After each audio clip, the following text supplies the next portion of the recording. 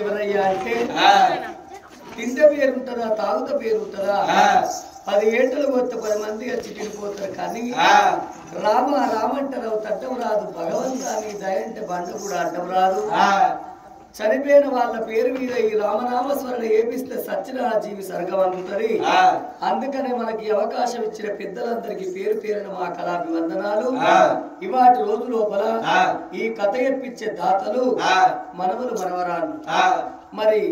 ఇంతమంది కలిసి ఈ రామనామస్మరణ ఏపిస్తున్నారు వారి కుటుంబ సభ్యుల పేర్లు ఒకసారి చదువుతున్నాము మడ్డి కనకయ్య గారి పేరు మీద మడ్డి కనకయ్య గౌడు తన భార్య లక్ష్మి మరియు మనవలు మనవరాళ్ళు బత్తిని ప్రణవి రాజు మరి దూడెం ప్రబలిక అవినాషు ఆరెల్లి శ్రావణి రవి వడ్లకొండ సంధ్య హరీషు మరి దుంబాల శ్వేత మరి కృష్ణ గుర్రం చందన అజయ్ ఎరకల శ్రావంతి లక్ష్మణు మార్క భవాని మడ్డి వైష్ణవి నగునూరి హారిక మేనగోడలు మరి కొడుకులు బుర్ర మనవ్వ వీరస్వామి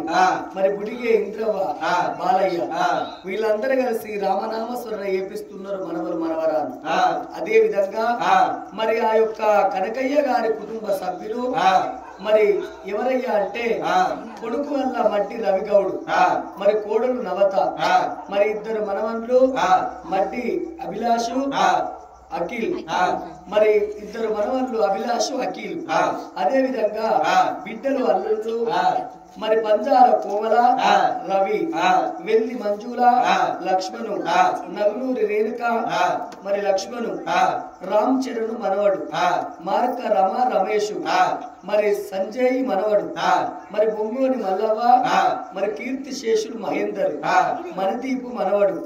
కుటుంబ సభ్యులు అన్నయ్య మరి మడ్డి ప్రమీల కీర్తి శేషులు అన్నయ్య రాజవీరు మరి కొడుకు మడ్డి సది చంద్రకళ మనవడు విష్ణువర్ధన్ వీళ్ళందరూ కుటుంబ సభ్యులు ఈ కథ ఎప్పించేది మాత్రం మనవరు మనవరాలు మేనగోడలు కొడుకులు అలాంటి బలగం కలిసి రామనామస్మరణ ఏపిస్తున్నారు కాబట్టి ఆ చనిపోయిన కనకయ్యకు స్వర్గలోకం లోపల సక్కంగా నిద్రబట్టి